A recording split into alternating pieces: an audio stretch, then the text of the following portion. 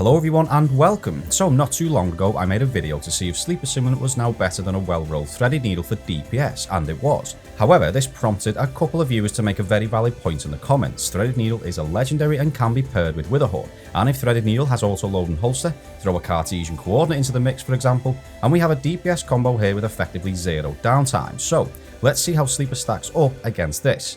The threaded needle tested had auto load and holster of course, and frenzy. Projection fuse was in the second perk column as I don't have one with accelerated coils and this combination of perks. Cartesian coordinate was the roll sold by Banshee a month or so ago, which has accelerated coils, vorpal weapon and a charge time masterwork.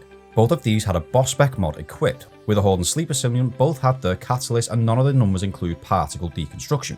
A quick look at base damage first. Witherhoard did 401 for the initial impact, tick damage was 2052, and impact from around while tick damage was still present was 6011. Cartesian coordinate did 1604 damage for one projectile, multiply that by 9 and we have 14,436 per burst, while threaded needle did 44,231 per round, divide that by 2 and we get 22,116.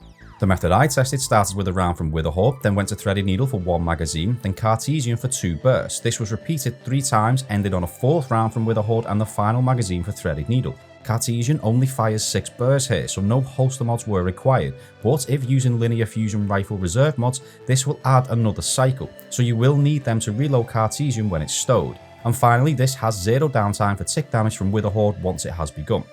Side-by-side comparison now, and the threaded needle combo numbers are a little frantic, so a pop effect has been used to indicate any change in damage, as it was very easy to miss the numbers changing otherwise. Sleeper Simulant is ahead for the majority of the time at the start, but after reloading, that lead is reduced, and after the second reload, it's the threaded needle combo that is ahead for the majority of the time now. Sleeper finished with an average sustained DPS value of 20,651, and it cannot get close to threaded needle, Witherhoard and Cartesian for total damage, as you might have expected, which wasn't far off firing for twice as long, and came in with an average sustained DPS of 21,213.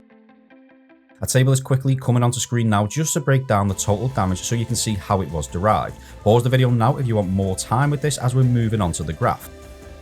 Starting with the Sleeper Simulant we just taken a look at, and Sleeper in a Lunafaction well, where the advantages from a faster reload is very clear. Bring it on the threaded needle combo now and you can see what was just discussed during the side-by-side segment. That being it's behind at the start, begins to catch Sleeper up after one reload, and is ahead for the majority of the time after the second reload. The very small vertical lines are impact from Witherhoard when there is already tick damage present. Sleeper's still a better option for burst DPS and isn't realistically that far behind, but it just doesn't fire for long enough.